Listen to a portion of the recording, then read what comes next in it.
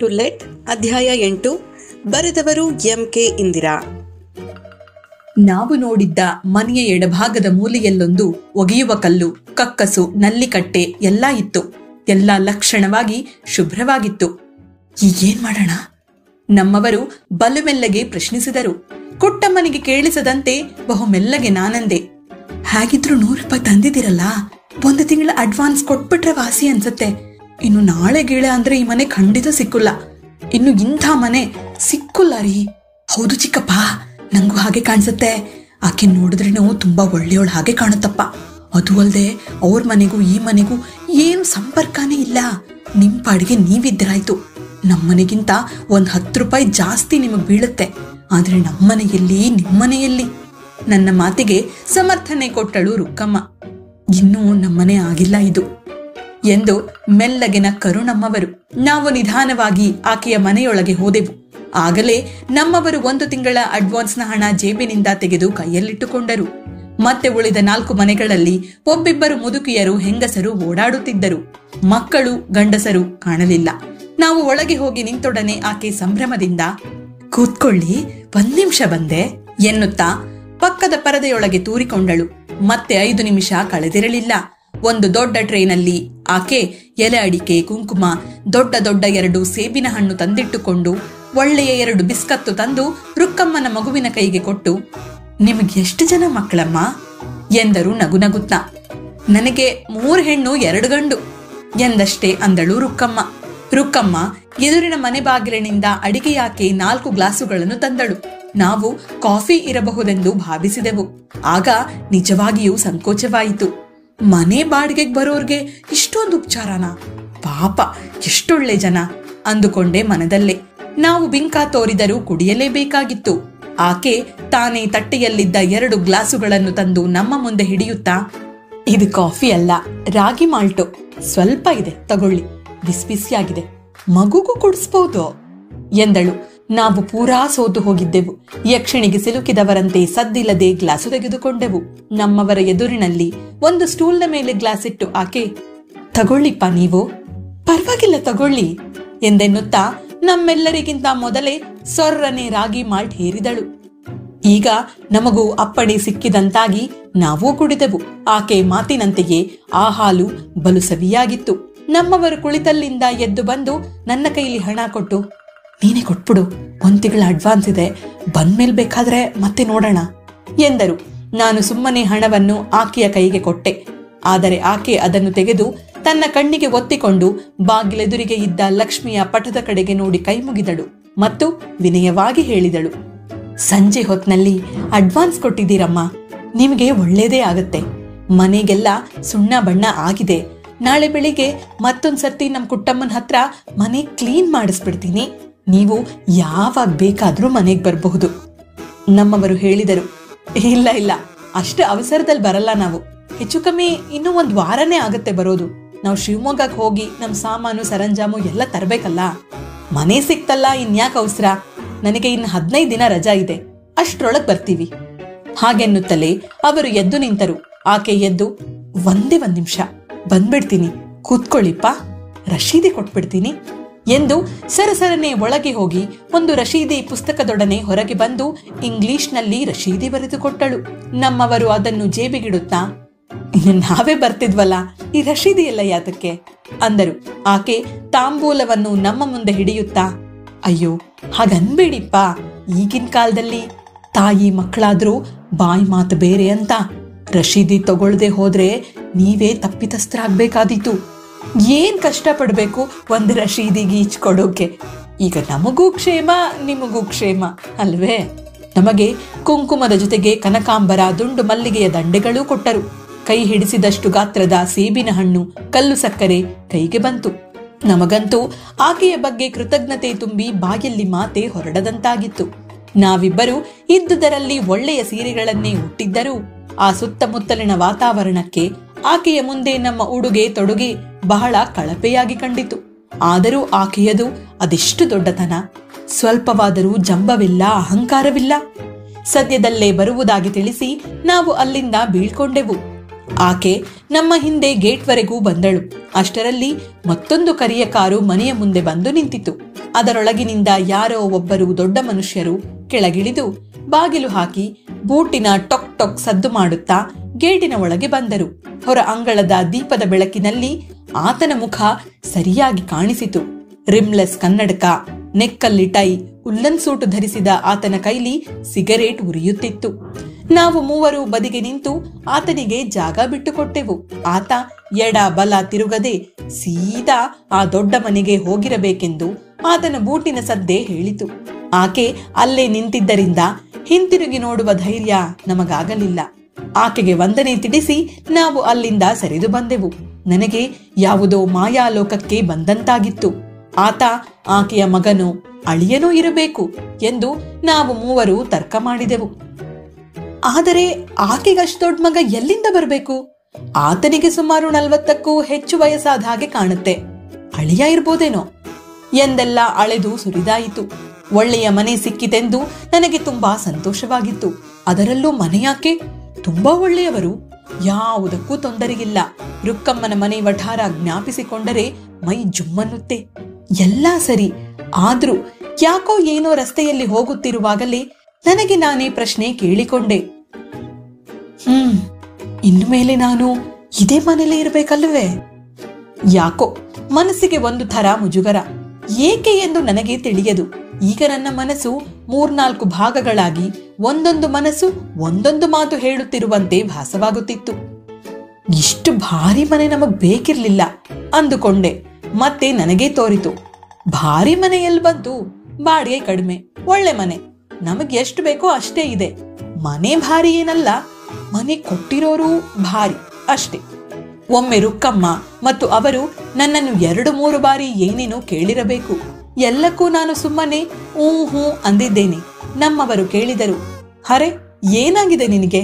ಅದೇನ್ ಯೋಚನೆ ಮಾಡ್ತಾ ಇದ್ದಿ? ನಾನು ಇದ್ದ ವಿಷಯವನ್ನೇ ಹೇಳಿದೆ. ಅಲ್ಲಾರಿ, ಅದು ಮನೆ ಚೆನ್ನಾಗಿದೆ, ತೀರಾ ದೊಡ್ಡ ನೆರೆ ಆಯ್ತು ಅಲ್ವೇ? ದೊಡ್ಡದೋ ಚಿಕ್ಕದೋ ನಮ್ ಪಾಡಗ್ ನಾವಿದ್ರೆ ಆಯ್ತು. ಸದ್ಯ ಮನೆ ಅಂತ ಸಿಕ್ತಲ್ಲ, ಎಷ್ಟು ಸುಸೂತ್ರ. 8 ದಿನದಿಂದ ಅಲ್ದದ್ದು ಮರ್ತೋಯ್ತೇನು ನಿನ್ಗೆ? ಅಷ್ಟು ಹೊತ್ತಿಗೆ ನಾವು ಬಹಳ ದೂರ ಬಂದು ಬಿಟ್ಟಿದ್ದೆವು. ನಾನು ಶಾರದೆಯ ಸ್ನೇಹಿತೆಯನ್ನು ಜ್ಞಾಪಿಸಿಕೊಂಡೆ. ಪಾಪಾರಿ, ಆ ಹುಡುಗಿಗೆ ನಾವೊಂದ್ ಮಾತು ಹೇಳ್ಬರ್ಬೇಕಾಗಿತ್ತು. ತುಂಬಾ ಹಿಂದಾಗ್ ಹೋಯ್ತೇನೋ ಅಲ್ವೇ ಆ ಹುಡುಗಿ ಮನೆ? ಯಾವ ಹುಡುಗಿ ಎಂದು ನಮ್ಮವರು ರಾಗ ಎಳೆದರು. ಇದೀಗ ಚೆನ್ನಾಯ್ತು ಬಿಡಿ, ಶಾರದೆ ಸ್ನೇಹಿತೆ ಸುಂದ್ರಿ ಅಲ್ವೇ ನಮ್ಗೆ ಮನೆ ತೋರ್ಸಿದ್ದು? ಇಷ್ಟು ಬೇಗ ಮರ್ತ್ ಬಿಟ್ರಾ?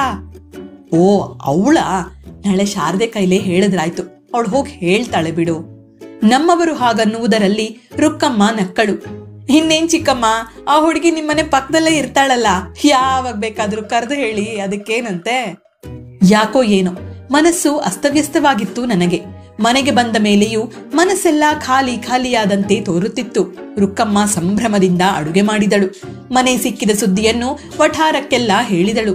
ಅಶ್ವತ್ಥ ಬಂದ ಮೇಲೆ ಅವನ ಮುಂದೆಯೂ ಎಲ್ಲಾ ಸಂಭ್ರಮದ ವರ್ಣನೆ ಆಯಿತು. ಶಾರದೆ ಮಾತ್ರ ಒಂದು ಬಗೆಯ ಸ್ಥಿತಪ್ರಜ್ಞ ಸ್ವಭಾವದ ಹುಡುಗಿ. ತನ್ನಿಂದಾಗಿಯೇ ಮನೆ ಸಿಕ್ಕಿತೆಂದು ಅವಳೇನು ಕುಣಿದಾಡಲಿಲ್ಲ. ಮರುದಿನವೇ ನಾವು ಊರಿಗೆ ಹೊರಟು ನಿಂತೆವು. ಬೆಳಿಗ್ಗೆ ನಮ್ಮವರು ಒಬ್ಬರೇ ಹೋಗಿ ಮನೆಯಾಕೆಗೆ ತಾವು ಸಾಮಾನು ತರುವ ವಿಷಯ ತಿಳಿಸಿ ಬಂದರು. ಅಂದು ಮಧ್ಯಾಹ್ನದ ಬಸ್ಗೆ ನಾವು ಶಿವಮೊಗ್ಗೆಗೆ ಹೊರಟೆವು.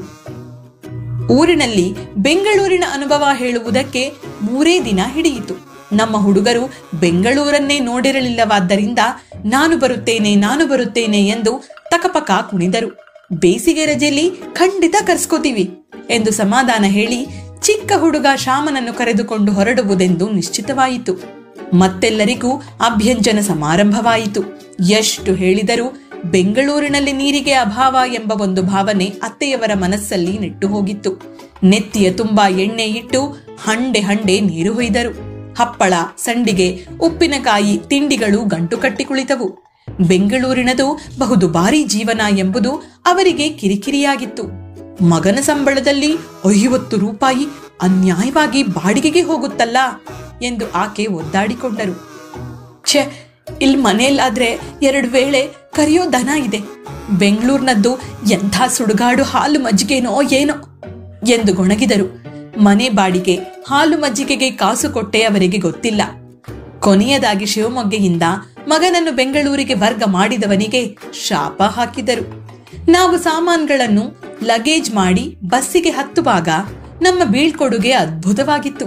ನೆಂಟರಿಷ್ಟರು, ಕಂಡವರು, ಕೇಳಿದವರೆಲ್ಲ ಬಸ್ ಸ್ಟ್ಯಾಂಡ್ಗೆ ಬಂದು ಬಿಟ್ಟಿದ್ದರು. ಸಂಭ್ರಮವೇನು ಬಹಳ ಚೆನ್ನಾಗಿತ್ತು. ಇನ್ನೇನು ಬಸ್ಸು ಹೊರಡಬೇಕು. ಬೆಂಗಳೂರಿನ ಪರಿಚಯದವರೊಬ್ಬರು, ಅದ್ಸರಿ ಎಲ್ಲಿ ಮನೆ ಮಾಡಿರೋದ್ ನೀವು ಎಂದು ಕೇಳಿದರು. ನಮ್ಮವರು ಸರಿಯಾದ ಗುರುತು ಹೇಳಿದರು. ಆತನ ಮುಖ ಕೆಟ್ಟ ಸಂಶಯವನ್ನು ಸೂಸಿತು. ಅಯ್ಯ, ಎಲ್ಲ ಬಿಟ್ಟು ಆ ಮನೆಗೆ ಯಾಕೆ ಹೋದ್ರಿ ಎಂದರು ರಾಗವಾಗಿ. ಬಸ್ಸು ಹೊರಟೇ ಬಿಟ್ಟಿತು. ನನಗೆ ಕುತ್ತಿಗೆ ಹಿಸುಕಿಕೊಳ್ಳುವಂತಾಯ್ತು.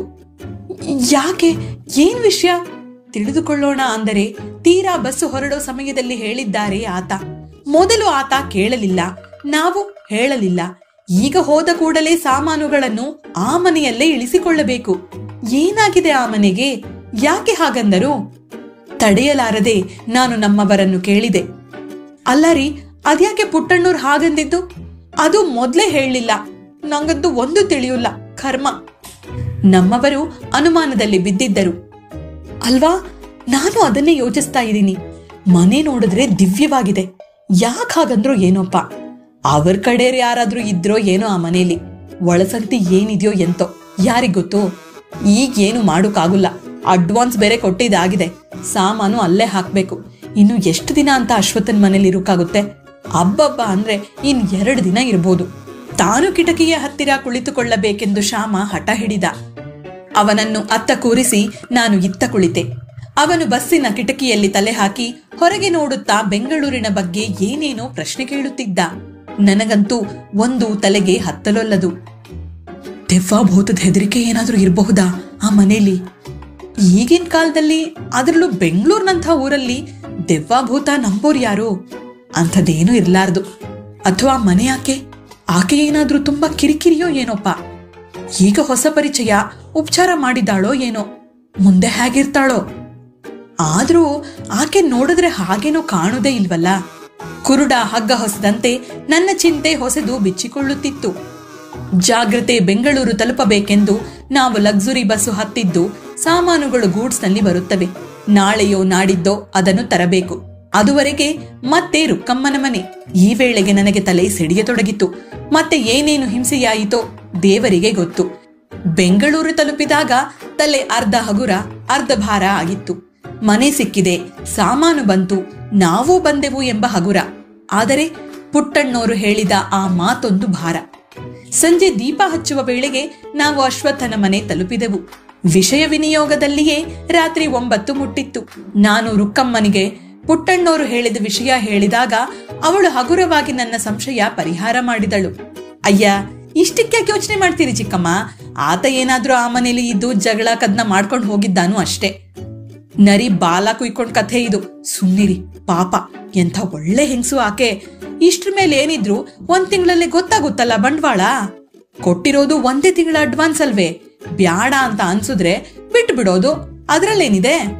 ಬಾಡಿಗೆ ಮನೆ ತಾನೆ, ಯಾವಾಗ ಬೇಕಾದ್ರೂ ಬಿಡ್ಬೋದಪ್ಪ. ನನಗೆ ಅರ್ಧ ಹಗುರವಾಯಿತು. ಈ ವೇಳೆಗೆ ಶ್ಯಾಮ, ರಂಗಚ್ಚಿ, ಅಂಬಚ್ಚಿ ತುಂಬಾ ಸ್ನೇಹಿತರಾಗಿ ಬಿಟ್ಟಿದ್ದರು. ನಮ್ಮ ತಾಪತ್ರಯ ಚಿಂತೆ ಅವರಿಗೆ ಇರಲಿಲ್ಲ. ಅವರೆಲ್ಲ ಹಾಸಿದ ಹಾಸಿಗೆಯ ಮೇಲೆ ಕುಳಿತು ಮಾತಾಡುತ್ತಿದ್ದರು. ಅಂಬಚ್ಚಿ ಶ್ಯಾಮನಿಗೆ ಹೇಳಿದಳು, ನಮ್ಮ ಸ್ಕೂಲು ತುಂಬಾ ಹತ್ರ ಕಣೋ, ನೀವೆಲ್ಲ ನಮ್ಮನೇಲೇ ಇದ್ಬಿಡಿ. ಶ್ಯಾಮ ಸುತ್ತಲೂ ನೋಡಿ ಹೇಳಿದ, ನಿಮ್ಮನೆ ಚೆನ್ನಾಗಿಲ್ಲ ಕಣೆ, ನಮ್ಮನೆ ಎಷ್ಟ್ ಚೆನ್ನಾಗಿದೆ ಗೊತ್ತಾ? ಅಂಬಚ್ಚಿಗೆ ಸೋಲುವುದು ಇಷ್ಟವಿರಲಿಲ್ಲ. ಅವಳು ಬಿಗುಮಾನದಿಂದ ಹೇಳಿದಳು, ನಾವು ಬೇರೆ ಮನೆಗೆ ಹೋಗ್ತೀವಪ್ಪ. ನಮ್ ಕೋದಂಡು ಒಳ್ಳೆ ಮನೆ ಹುಡುಕೊಡ್ತಾನಂತೆ. ರುಕ್ಕಮ್ಮ ಅಲವತ್ತಳು, ಓಹೋ, ನಿಮ್ಮಜ್ಜ ಕಟ್ಸಿಟ್ಟಿದ್ದ ನೋಡು ಕೋದಂಡು ಹುಡ್ಕೋದಿಕ್ಕೆ. ಅವನ್ ಹುಡುಕೊಡ್ತಾನಂತೆ, ನಾ ಕಂಡೆ. ನೀವೀಗ ಬಿದ್ಕೊಳ್ಳಿ. ಸೀತಮ್ಮ ಸುರ್ಕು ಬರ್ಕು ಎಂದು ಸದ್ದು ಮಾಡಿ ಬಚ್ಚಲು ತೊಳೆದಳು. ರುಕ್ಕಮ್ಮನ ಮನೆ ಬಚ್ಚಲಲ್ಲಿ ಜುಳುಜುಳು ನೀರು ಬಂದ ಸದ್ದು. ರುಕ್ಕಮ್ಮ ಹರಟುತ್ತಾ ಕುಳಿತ ಹುಡುಗರಿಗೆ ಹೇಳಿದಳು, ಎಲ್ಲ ಬಿದ್ಕೊಳ್ರೆ ಸಾಕು, ಈಗಿನ್ನೇನ್ ದೀಪ ಆರುತ್ತೆ? ಶ್ಯಾಮ ಕೇಳಿದ, ಏನೇ ನಿಮ್ಮನೆ ದೀಪ ತಾನಾಗೆ ಆರುತ್ತಾ? ನಮ್ಮನೇಲಿ ನಾವೇ ಆರಿಸ್ಬೇಕು. ಅಂಬಚ್ಚಿ ಈಗ ಯಜಮಾನಿಯಂತೆ ಮಾತಾಡಿದಳು. ಹ್ಞೂ, ಅವನಿದಾನಲ್ಲ, ಅವನೇ ಆರಿಸೋದು. ಯಾರೇ ಎಂದು ಕಣ್ಣರಳಿಸಿದ ಶ್ಯಾಮ. ಈ ಮನೆಯವನ್ ಮಗ ಇದ್ದಾನಲ್ಲ ವೆಂಕಟರೆಡ್ಡಿ ಅಂತ, ಅವನ್ ಕಣೋ. ಅದ್ಯಾಕ್ ಹಾಗೆ, ನಿಮಗ ಆರ್ಸುಕ್ ಬರುಲ್ವಾ? ಕೇಳಿದ ಶ್ಯಾಮ. ದೀಪ ಪಕ್ಕನೆ ಆರಿತು. ಓ ಎಂದು ಕೂಗಿಕೊಂಡರು ಹುಡುಗರು ಮತ್ತು ಅವರ ಮಾತುಕತೆ ಮುಂದುವರೆದಿತ್ತು. ಮರುದಿನ ಬೆಳಗಿನ ಪ್ರೋಗ್ರಾಂ ಹಾಕುತ್ತಿತ್ತು ನನ್ನ ಮನಸ್ಸು. ಬೆಳಿಗ್ಗೆ ಹೊತ್ತಿಗೆ ಮುಂಚೆ ನಮ್ಮ ಮನೆಗೆ ಹೋಗಿ ಬೀಗದ ಕೈ ತೆಗೆದುಕೊಳ್ಳಬೇಕು. ಮುಂದೆ ತುಂಬಾ ಕೆಲಸ. ಅಂತೂ ಕಸಿವಿಸಿಯ ನಿದ್ರೆ ಬಂತು. ಬೆಳಗ್ಗೆ ಎಲ್ಲಾ ಗಡಿಬಿಡಿ. ರುಕ್ಕಮ್ಮ ತುಂಬಾ ಸಹಕರಿಸಿದಳು.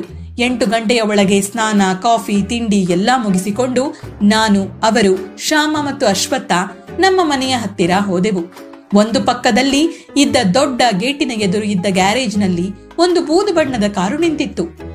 ನಾವು ಸಣ್ಣ ಗೇಟಿನಿಂದ ನಿಧಾನವಾಗಿ ಒಳ ಹೋಗಿ ಬಾಗಿಲಲ್ಲಿ ನಿಂತಾಗ ಕುಂಟುತ್ತಾ ಬಂದಳು ಕುಟ್ಟಮ್ಮ. 1-2 ನಿಮಿಷ ನೋಡಿದೊಡನೆ ನಮ್ಮ ಗುರುತು ಹತ್ತಿತು ಅವಳಿಗೆ.